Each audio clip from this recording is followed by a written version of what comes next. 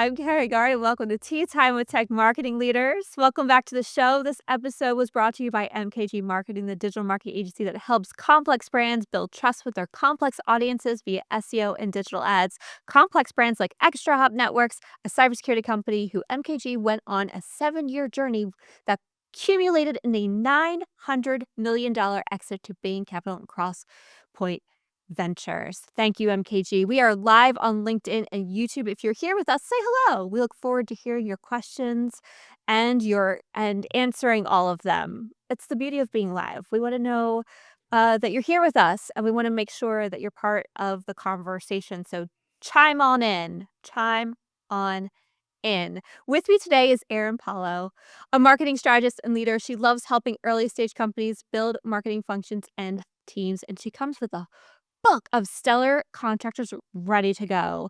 As the head of marketing at Compliant, her previous company, she built out the marketing function, focusing on taking a complex topic and creating a brand, content, and strategy that kept things simple and easy to understand for the user. She built and led a small but mighty team that was passionate about helping entrepreneurs and small businesses navigate the complex world of tax. Whew.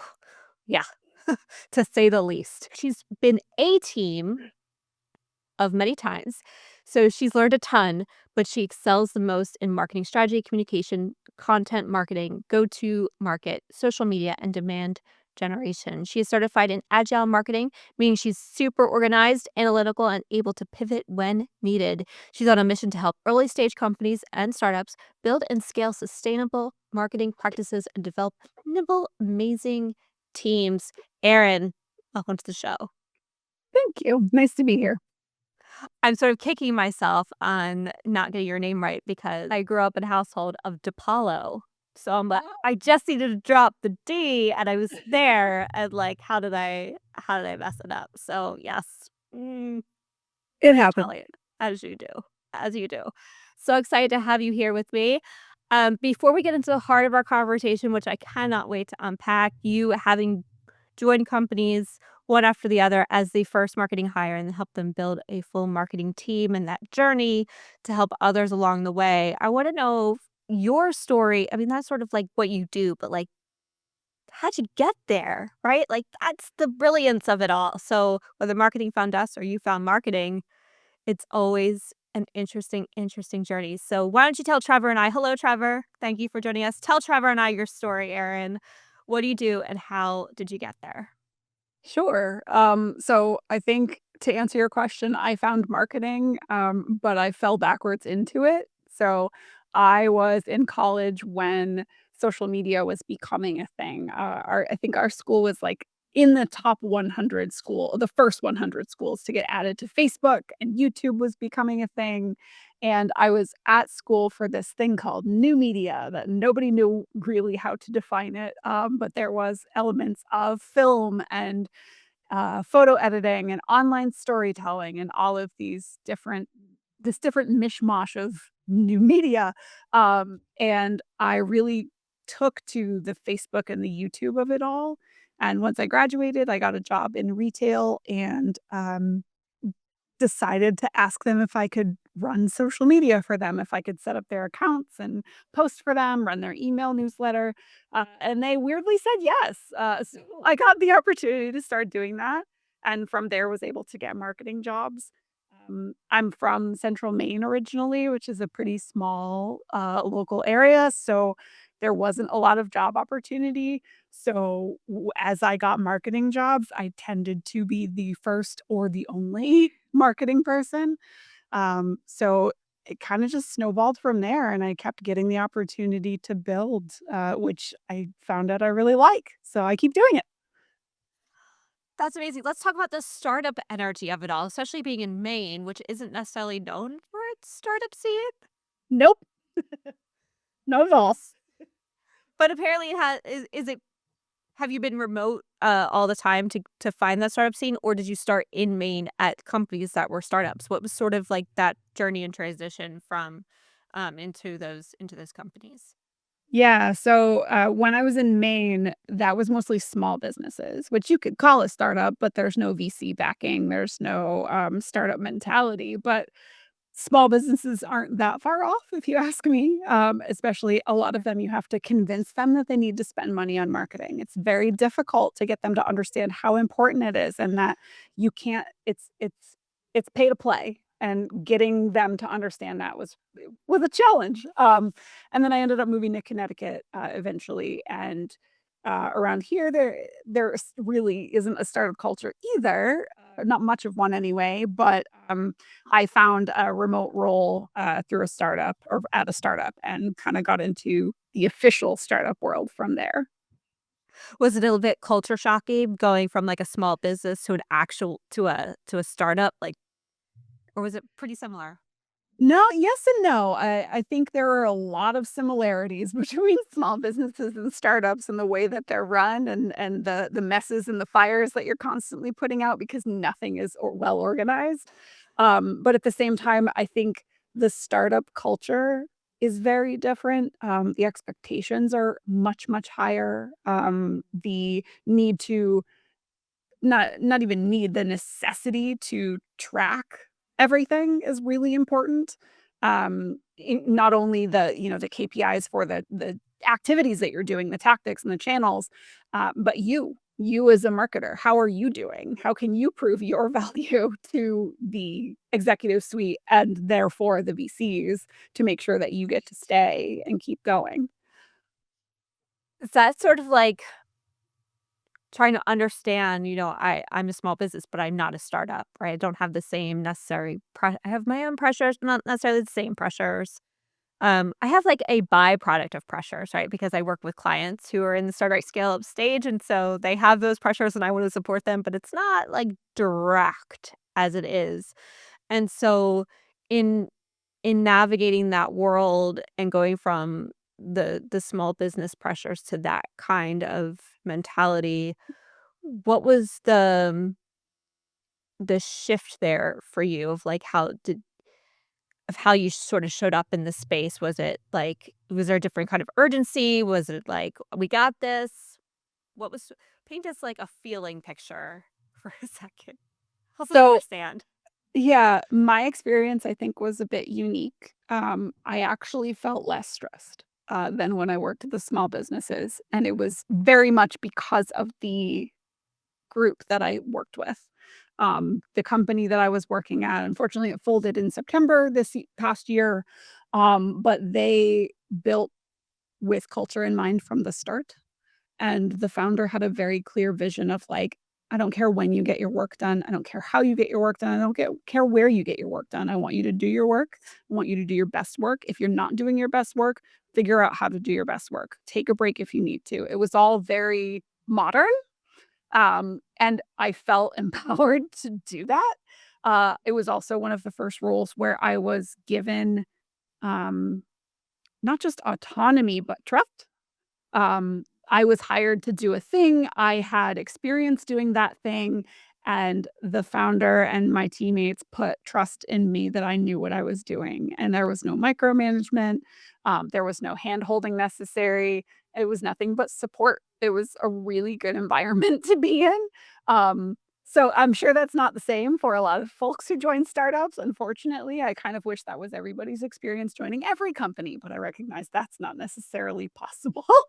Um, so yeah, a little different, I think, for me than most. How did you find going from the small business sort of in person, how you said that you sort of, like, fell into that remote position, so did you just go online and start looking for jobs? Did you find it through a friend? Like, how did you make that leap? It feels Yeah. it pre-COVID, mind you, it feels like kind of a leap to go into that and to be intentional Yeah. about it. So I think it was all kind of happenstance. I was fairly unhappy at the role I was at. All of those things I just mentioned to you were not really happening at that company, and so I was looking for new roles. We had just gone remote, March of 2020, and so I had been kind of like passively looking, but conveniently, when you're remote, it's a lot easier to look for a job while you're working. So I was able to do that. Which was actually really beneficial to my mental health because I'm pretty sure it wouldn't have gone so well if I had stayed. So I ended up, finding this job on LinkedIn or Indeed or something, and I had a meeting with the founder, and she was great.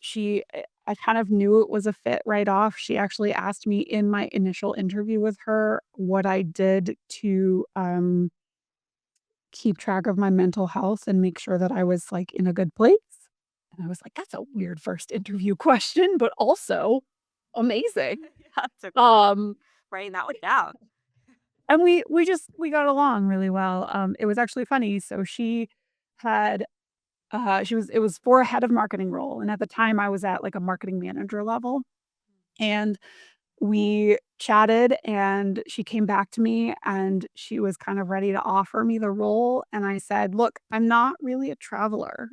Travel is a thing that I enjoy doing occasionally with my family, but I'm not someone who wants to be on the road 10, 20, 30% of the year." And the head of marketing role that she was thinking of at the time was gonna require that. And she said, "I appreciate that you know that about yourself," and she went with somebody else. Um, Come to find out they were working, their own freelance job full time at the same time as trying to do a full-time job with the company. So she came back to me and said, I think we should try to figure this out." Yeah. So she actually hired me on as a marketing manager level there, and gave me the time and the freedom to, like, grow and make mistakes and figure out how to get to my next step. And I grew to the head of marketing role there, and the rest is history, I suppose, at that company at least. Yes to all of that. I mean, I think going, now that we're all remote, generally speaking, now that we're, 4 years in post, I guess, technically 3 years post-COVID, mental health playing a really significant role in us sort of putting our stake in the ground of this being important to us, of what we're all looking for. It's nice to see that companies are leaning into that. So thank you to that lovely human who started that company and brought in people in a world that offered them that kind of support. Yes to all of that.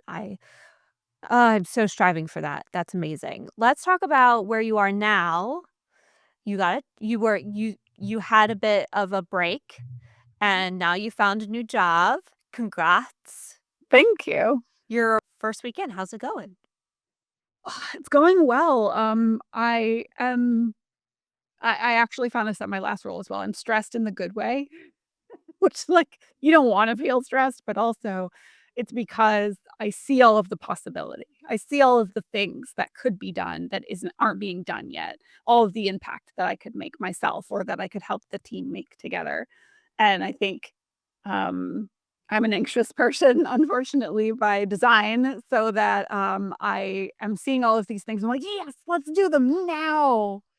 That's not how that works. So I'm trying to balance, the anxious excitement and all of the things that I'm going to get to do with the reality of, like, okay, at the end of each week, let's make a task list. Let's prioritize all those great ideas and make sure we're not trying to do all the things in a week. Because that's how burnout happens. Let me tell you.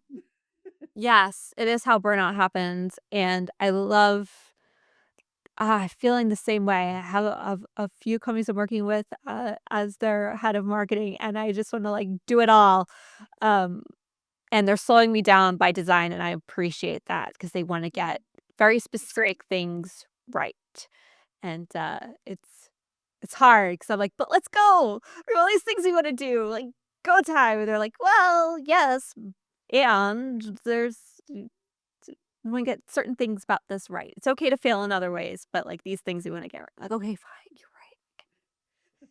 So I love that, and I feel it. I'm with you, Erin. I'm totally with you, and the challenge, I'm feeling it. I'm feeling it. Let's talk about so you've joined this company. Are you the primary marketer, the only marketer? Paint us a picture of the team that you're on. Yeah, so I have a great former, now current colleague, that I worked with at a previous e-com company, and he pulled me on board. I am the first, official, I suppose, marketing hire. They had some folks that are kind of like marketing adjacent, but, it's so this is uh, D2C e-com company that previously did a lot, or actually still does, a lot on like QVC and wholesale. So they're really just building this D2C arm pretty recently. So they have some folks who do marketing adjacent to marketing very like things, but they're currently on a creative team. So they're not called marketing. Right. So I'm the first official, like, I am a marketer. It's like, that's me. That's what I do. And I think that's one of the things we're starting to figure out is like, how do we all work together? How can I help them? What can I help improve? Because I'm coming in from this position of I've been this first person a bunch of times. So I know what to look for, I know what to ask. So far, it's been really good. Everyone's got amazing feedback and they're being really candid out the gate, which is great. That's kind of hard to find sometimes. Um, yeah, it's exciting though. Everyone's been incredibly nice. They're like, "Help, yay, so many more hands on board, let's do this." Yes. Uh, in terms of you starting on as the first marketing hire, which you mentioned you've done a couple times now, a bunch of times, where do you start? You is it always the same channels, the same playbook, or does it vary? Like, where do you figure out where you can make the most impact right out of the gate? Sure. So I usually start by asking a metric ton of questions. And typically that will be, do you do this yet? What exists here? What processes do we have for this? Is there one? And then I will usually ask to see any assets that they have that are relevant, like a brand book or something like that, and data that they can show me, how things are, if they already have social channels, for example, a lot of companies will set up their profiles and do nothing with them, or set up their profiles and do the whole spray and pray across them thing. So in those cases, it's helpful to look and see like, okay, did any of that work? um, so it's a lot of questions. It's a lot of digging into what exists and then looking for opportunities that I've seen work elsewhere. It's the baseline, right? Mhm. So establishing Benchmark. yes, benchmarks. I'm a fan of benchmarks. I feel like they get a bad rap. Yeah. Is that is that fair to say that they get a bad rap? I feel like Um, I mean, I think it's like anything. It's not gospel. Don't take it as gospel. It's a guideline. It's a place to start rather than starting with something instead of nothing. So I think if you look at it as gospel, then yes, I agree. They probably would get a bad rap, but baseline. Yes, somewhere to like say I always find data is wonderful, and useful if you can actually compare it to something. But if you're just yeah, looking at a number, we got 2,000 visits to our website. Cool. yeah. And let me tell you, those numbers are not necessarily available on the internet either for you to compare them to. So do your best is my recommendation. Yeah, so you need to compare them to something. So having those baselines, 2,000 is a great start. Okay, great. Now let's look at next month and see where we go from there, right? So I love baseline and benchmarks. Yes to that. So where you said that you generally know where opportunities are. Do you have like obviously every company is a little different, and so you'll have to play it by ear to your point, understanding the lay of the land, but you've done this a couple times. So do you have general places you tend to start out right out of the gate? Yeah, my background is mainly in social media and content, so those are the places that I typically start, and honestly, that's a lot of marketing. It all trickles down some way or another, so I usually look there first. I've done paid before, not long enough for me to feel confident that I'm an expert by any means, but I know, a few triggers or levers that you can pull for paid. But I'm also very comfortable asking other people who are actual experts their opinion and going on that. So usually that might look like getting someone like a paid contractor before doing too much with paid because they're going to know more than me. So I'm going to take their word. Yeah, contractors are definitely a blessing. Let's talk about this. Thanks for getting into the people side. of it in regards to the team you build. So you start off, it sounds like you know a lot about social, you know a lot about analytics, you know a lot about content. Do you consider yourself a specialist in that regard or a generalist? Let's define those for folks. Yeah, I would consider myself a generalist in that I have never had the opportunity to focus on any one thing in a job. And I've very often, because I've either been a team of one or I've been the person with the most experience across the most things, I've been asked to do things I've never done before to figure it out. I've done email. I did a product hunt launch a couple times. I've done events, all kinds of stuff all over the board for marketing. So I would call myself a generalist, and I would say that's generalist is you've put your fingers in a bunch of pies, to use a really weird phrase. and Yep. it's a specialist would be more like there's just one pie. Yeah. Yep. You're a figure it outer. Social. Yes, I'm a figure it outer. Mhm. I think there's beauty to being a figure it outer. Do you I f I'm gonna make a statement, you're gonna tell me what you think because you have more experience here. I think there's power in going from being a figure it outer to becoming a specialist. Yeah. For sure. I mean, it translates, right? Like, you're figuring out, instead of figuring out an entire channel or an entire tactic that you've maybe never done before, you're figuring out something more deep or specific that can actually move needles. Um, yeah, I think that's fair. And I feel like the channels have gotten more complex over the years too. Yes, absolutely. I actually just was setting up a Twitter account for the company I now work for, and, come to find out I think this used to be the case, and then they went back on it, and now it's the case again, but, handles can only be 15 characters, and I it was news to me. It had been a while, I suppose, since I set one up, but Twitter is just like I feel like that's the massive example of how much things have changed and gotten Twitter. complicated. I can't call it the other thing, it is Twitter. Best to that. When you're talking about being generalist, it's basically like being a T-shaped marketer, right? You can Yes. figure out the stuff up here mostly, and then you have some expertise in an area or two, to your point, social and content. So when you're showing up to a new company, do you generally immediately Like go into social and content because that's really what a company needs and you know that, and then you layer in these other things in terms of contractors and what to bring in? Or does it really depends, and then you're able to bring in those contractor expertise and social and content can wait? Like, what are sort of your go-to initiators out of the gate, and does it change? yeah, I think it depends.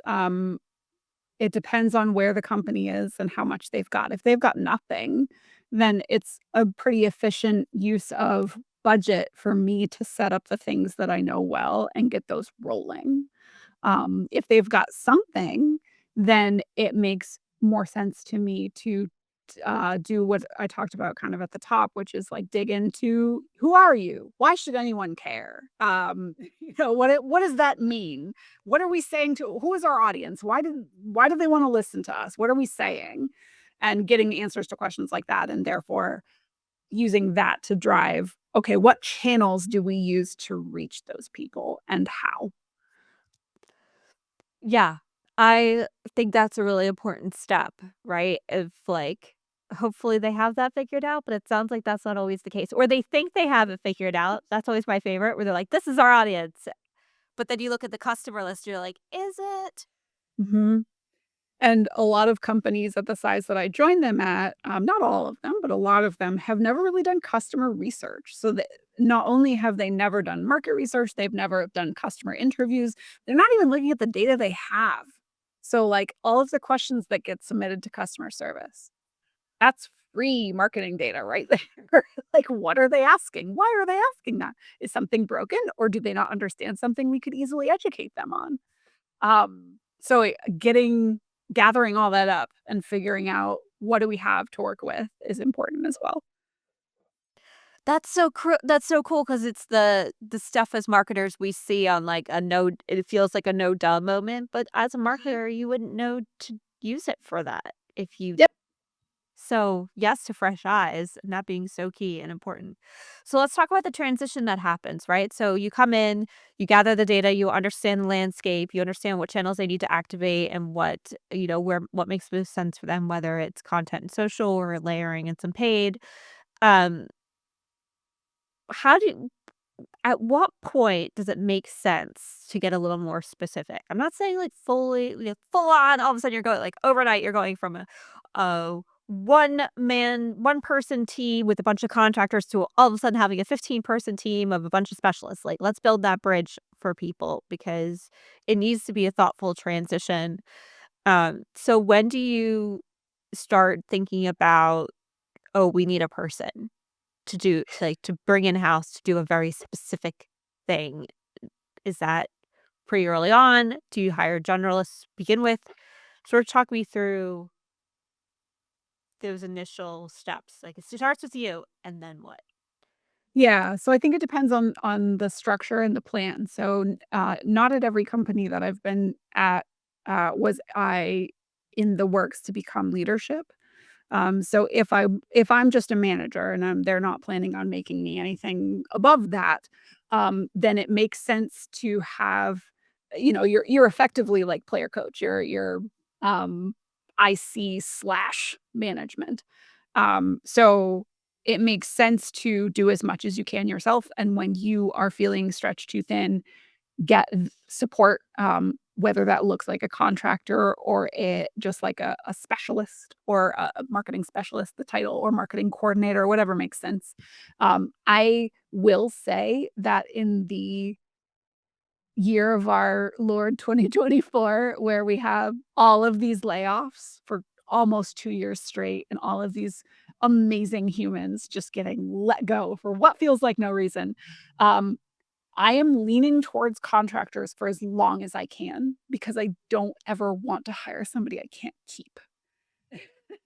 Oh, So, that's I very feel like that's a good start, and that's probably where I'm going to go for as often as I can just because and that isn't to say, by the way, because I don't tend to use agencies myself, I tend to lean more towards individuals.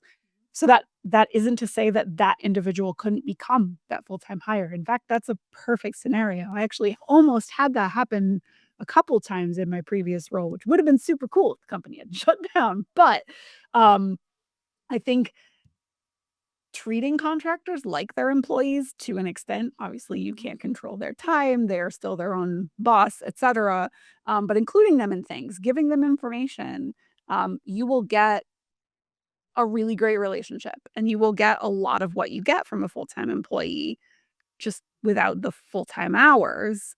So I think it's valuable to do contractors as much as you can. When it makes sense, you hire another generalist, but potentially someone a little bit more junior so that the marketing manager could do a little bit more of like, here's what we're doing and why, and the junior associate can do the things. Mhm. Um, and then once you're there, you start looking at bandwidth and you start looking at return on investment. So, are the freelancers or the junior associate, whomever, are they spending too much time on something that will actually move the needle on the revenue side? Um, how much is that costing? Yeah. At the point where it makes sense or it makes no difference even whether you have a contractor or a full-time person, then it makes a ton of sense at that point to pull someone in-house because there's a lot to be said where about having someone on the team versus them being a contractor as well. Oh my Benefits to both, gosh. but You said so many things there that I want to unpack. So let's talk about the coordinator first, because I think yeah, sure. this is a lost, calling it a lost role, because I feel like I'll speak for myself as an agency owner, right? So we leaned into, as a small company, hiring experts primarily because they can hit the ground running and they can go, and there's no handholding that's sort of necessary in that. In doing so, though, we left a generation behind. We didn't bring people up and through. And so there was a time, to your point, Aaron, there's been a ton of layoffs, so it's not so much at this very moment, but there was a time where hiring felt impossible I because there was a huge gap between experts not wanting to leave their current job because things were so unstable, and then not having a pool to pull from because we all were hiring experts. So I love that you're talking about the coordinator. Let's paint that picture a bit better in terms of what a is this somebody right out of how many years of experience do they have, or they right out of college, and then what types of things do you personally lean on a coordinator for? Yeah, I think it depends on the company that you're working at and how much flexibility you have. If they're not expecting you to do all the things and you can focus for let's use social media as an example because it's easy. If they're not expecting you to be on every channel and post to every channel, they're allowing you to focus on 1 or 2 channels and get really good at doing a good job on those, then the coordinator can come in out of college. It it depends on bandwidth of yourself as well, right? Because it depends on how much training and teaching you have the ability to do. I really enjoy that piece of it. So I didn't mind. We had a few interns in my last role that we were helping, um, learn the ropes effectively. Um, but then if you don't have the bandwidth to train and teach quite as much, then a couple years experience, I would say works just fine. Yeah, I think that's really important because it doesn't feel like a huge difference, but somebody straight out of college who's never had a job before, where you literally have to tell them everything that they have to do. And, like, minuscule step-by-step process Mhm. is night and day from somebody who's had at least a year of experience who are starting to get that figure it out mentality of Yeah. anticipating and taking things to that next step, I think is very interesting. To your point, Aaron, I don't think it matters which way you go. It's just what's right for you, and the company and the budget are all things to take into consideration. Let's talk about the contractor piece because to your point, and I agree. Oh my gosh, are there some phenomenal humans out there right now who are in between Mhm. and are while we all can't hire full time right now, there's lots of folks who can jump on in. So I'll speak for me, and I'd love to hear from you, obviously, is for me, the contractor piece is the specialist. Mhm. I don't need a generalist from a contractor standpoint. I need somebody who can come in. I'd rather have a couple different contractors all specializing in different areas because I can control the hours than bringing in one contractor who can do a couple things relatively okay. Is that fair? How do you do that? Yeah, I think that there's something to be said for bandwidth here as well. I think I haven't done this myself, but I thought it would be interesting to when you join early on as a first marketer or something similar, to hire a generalist contractor to get their thoughts on what the company should be doing. So, not saying you don't do that work as well, but you kind of like, what did you miss? Like it's 2 heads are better than 1 type scenario.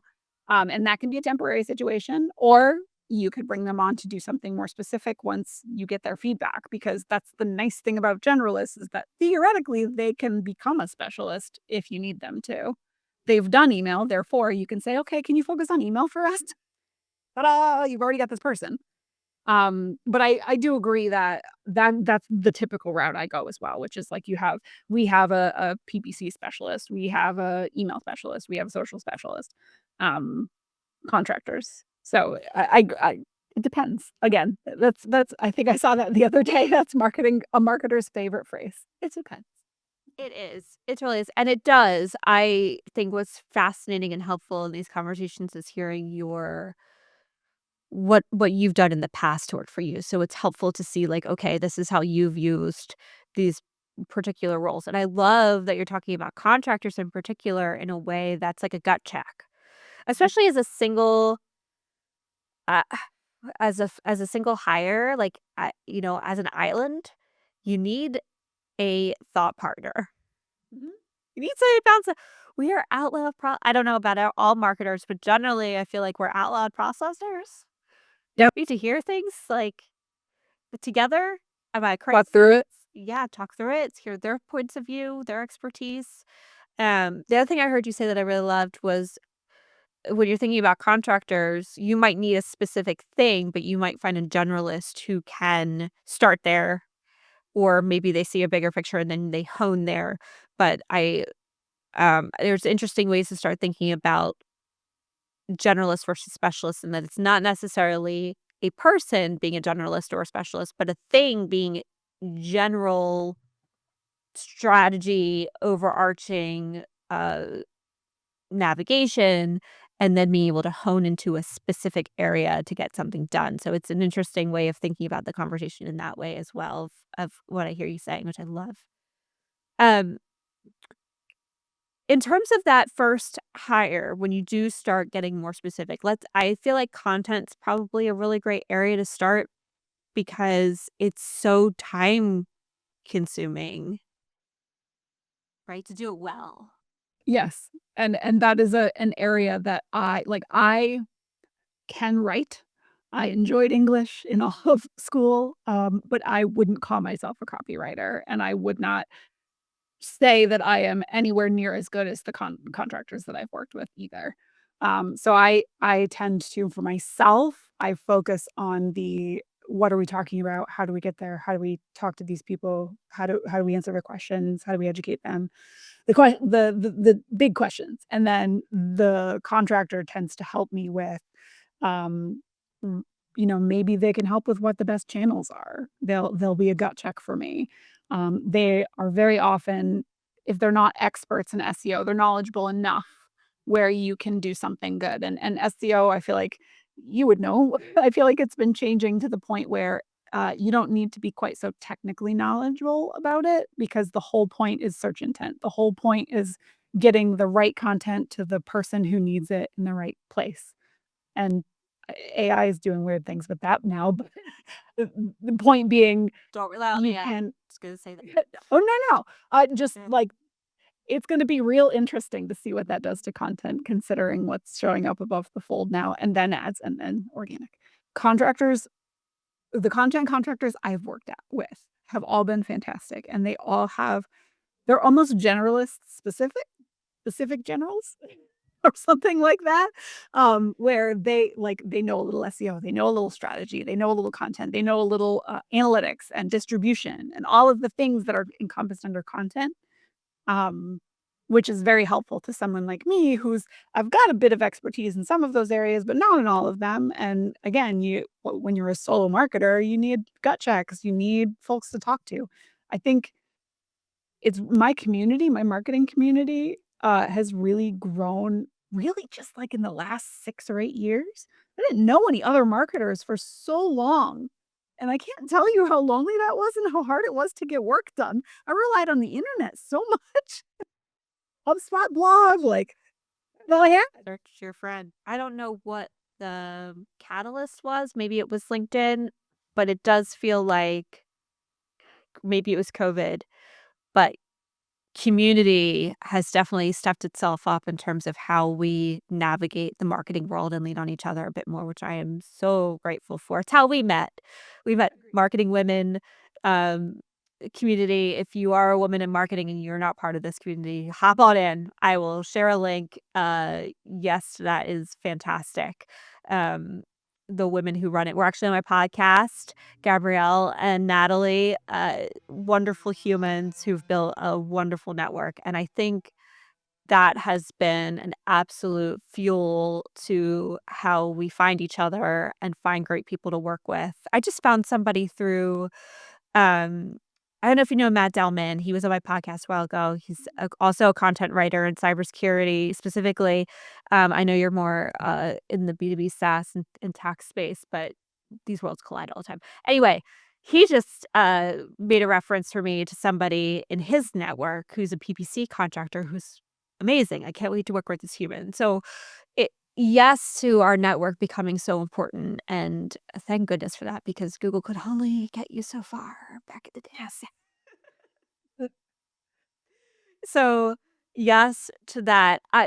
Something that's coming up for me, Erin, as you're talking about all these different channels, all these different activation areas is I as one person, I don't know how you're managing it all. You got a little PPC over here, you got some social channels activated, you got your content creators, like, how as one person are you keeping all of these things going? Are they all happening at the same time, or do you generally, like, layer them? Talk to me about a little bit about your process of, like, how you get these things up and running. It feels like it's all happening at once.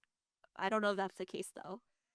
Yeah, I mean, simultaneously is probably fair to say. I because I'm an anxious person, I got really good at reminding myself to do things because I was very worried I would forget.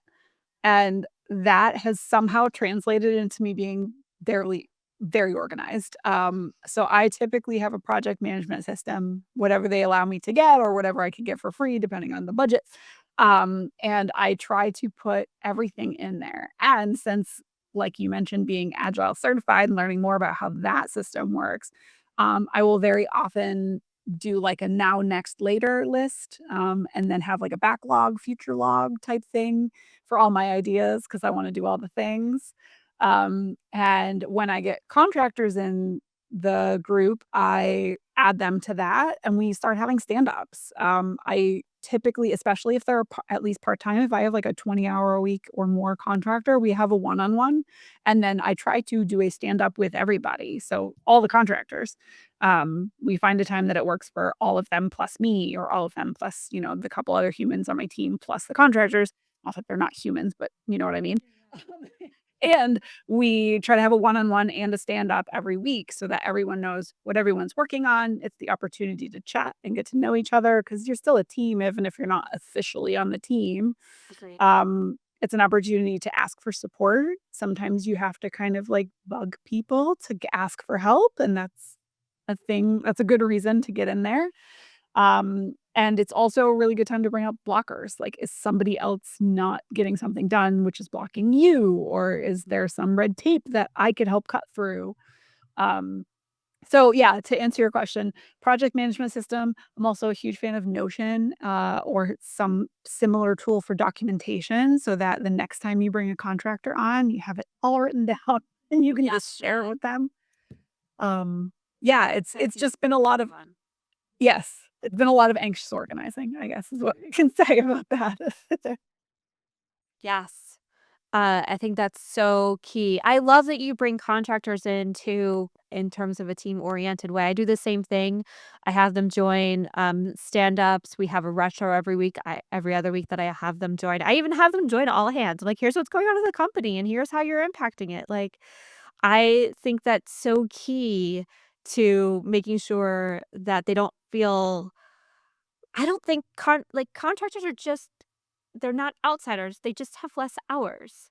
Right. They y'all still need to get along and work together, and so I love that that you plan that way and you do the stand-up, you do the one-on-ones, and you bring them into the fold. I think that's necessary to have a productive, organized team, so hats off to you, Erin, for figuring that out. Um, in terms of one of the questions I had for you in terms of writers, and I think this is hard to do, is capturing the brand's voice as a contractor. Yes, I agree. It's very hard to do. Um, so, uh, the most experience I have doing that is in my most recent role, where I was at the startup for 3 years. I you can ask I don't know if you've met Jess, but she was my contractor, at compliance, so she, can tell you more, but I think some of the things that helped us were getting super clear on the brand voice. We had a 4 to 6-page document that talked about yeah, it had examples, like, that's the thing. If you can visualize it or duplicate it, then it's a lot easier. So it wasn't just like, "We're friendly, we wanna educate people." It was In fact, I think this was actually the brand voice. We are the aunt or uncle that you look forward to seeing at Christmas every year and is an absolute expert in their field. They're super fun loving, they're very relaxed, and you know that you can talk to them about sports or your kids, or you can ask them about their expertise in my case, tax. And they will totally give you no BS advice, and they'll break it down in a way that you can really understand it rather than using a lot of jargon or confusing talk. So it was that specific, and then we would have examples and we would say, like, here's what we don't want, because that's really important as well. And so we worked together. I believe Jess was a part of that, and we built out that document. And then I try very hard to give autonomy even to my contractors. I don't wanna micromanage anyone. I'm holding people accountable, of course, but I don't wanna, like, be looking over your shoulder, so it's, the first, however long it takes, for them to get comfortable with that voice, I or someone on my team is reviewing their work to make sure it fits, and then eventually they get the hang of it. You don't need to do that. You can spot check if you want to or if it feels necessary. But the idea is they've become enough of an expert where they can switch gears. They have this document that you've built out that's really clear. And you also ask them regularly, is there anything that came up that felt unclear or that we should add to the brand document? I think those things make it better. It's not going to be perfect because you're right. Being in house is really helpful if you're a content writer.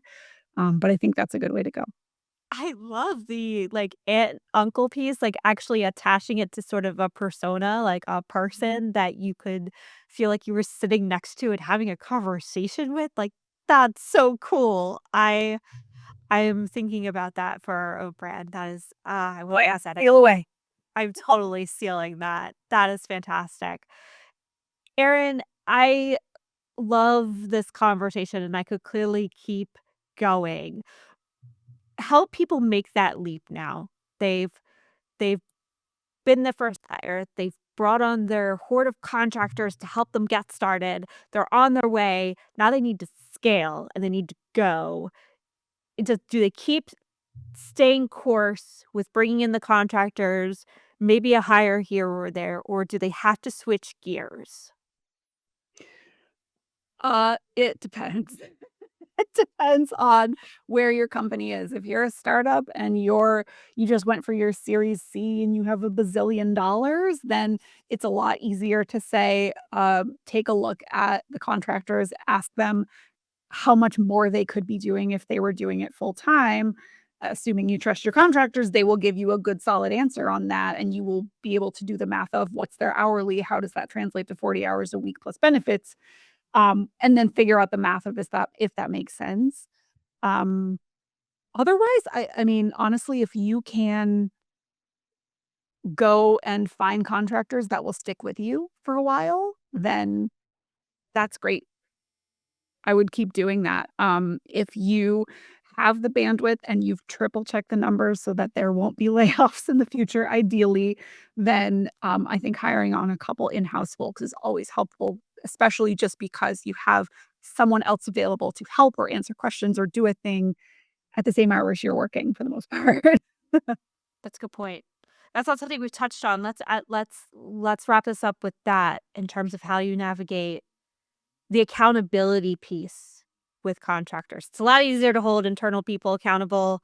They're subject to working with you and only you of everything that needs to go on within the company. But when you have people who are also working for other clients and their hours are a bit restricted, how do you communicate in a way that makes sure that those deadlines are hit? And how do you communicate in a way that's probably a bit more asynchronous? I'm assuming it's the project Yeah. management system is a huge piece to that, but Yeah, Slack and the project management system. So we communicate on Slack, and I personally for my team always set the expectation that, like, I do not expect that you're sitting on top of Slack waiting to answer me. Like, that's not even for my full-time people, I'm not expecting that of you. But I would ask that you respond in a reasonable amount of time, typically a few hours. And for contractors, the ask is basically like, I'm going to leave you messages. I do not expect you to respond immediately, but I would appreciate you answering within a day or so. Assuming we haven't already talked about you're going to be off, it's a weekend, like those situations. And we include them in the project management system so that they know what's due when, if something's missed. We used ClickUp, which I really enjoyed.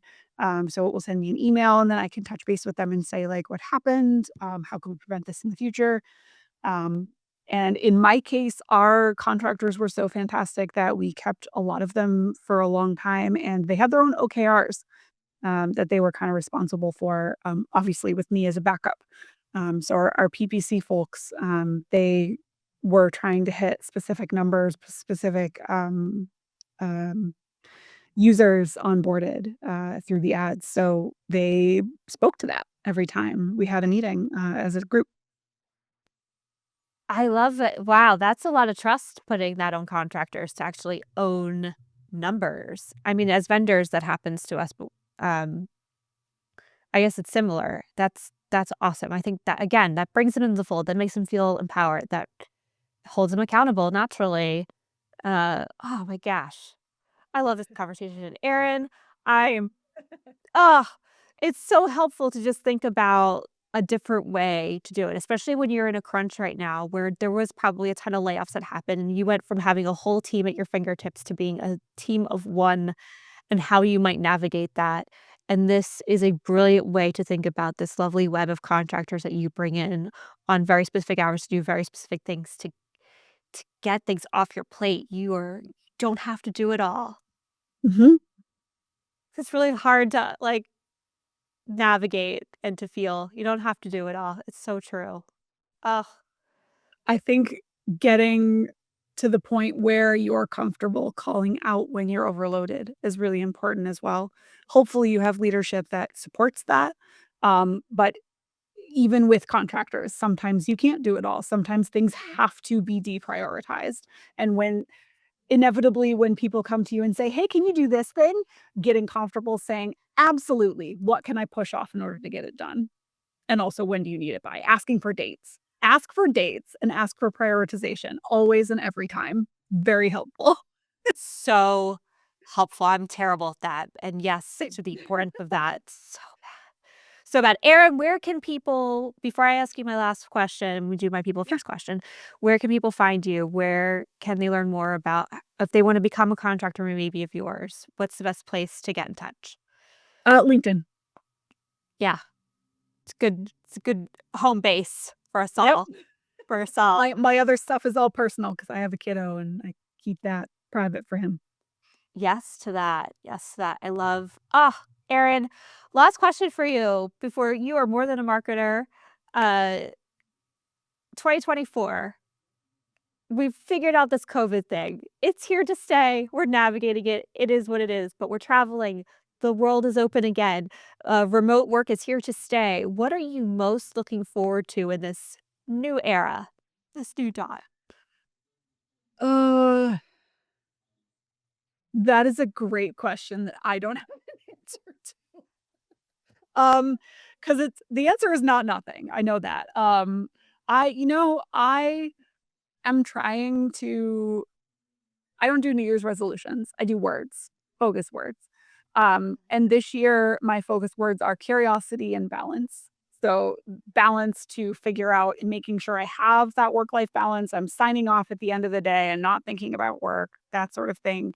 And curiosity, both in learning new things and also questioning my own mindset when I'm thinking, when you catastrophize, think about why are you doing that? Does it need to happen? That sort of thing. And those words are, I'm hoping, going to help me grow as a person and maybe get out of my comfort zone and do something interesting. I don't know what it is yet, though. Well, I'll follow up with you and find out because that's important work and it's hard work. And I commend you for putting those words to work and figuring those out. It yes to that. We all need to be doing both of those things and good for you for putting intention behind it. Erin, I cannot say it enough. I'm so grateful for this conversation. Thank you so Thank much. you. Me too. If you liked this episode, please like, subscribe, and share. Again, this episode is brought to you by MKG Marketing, the digital marketing agency that helps complex brands Build trust with complex audiences through SEO and digital ads is hosted by me, Carrie Garden, CEO of MKG Marketing. And if you'd like to be a guest, ping me. Let's hang out. I'd love to have you on the show.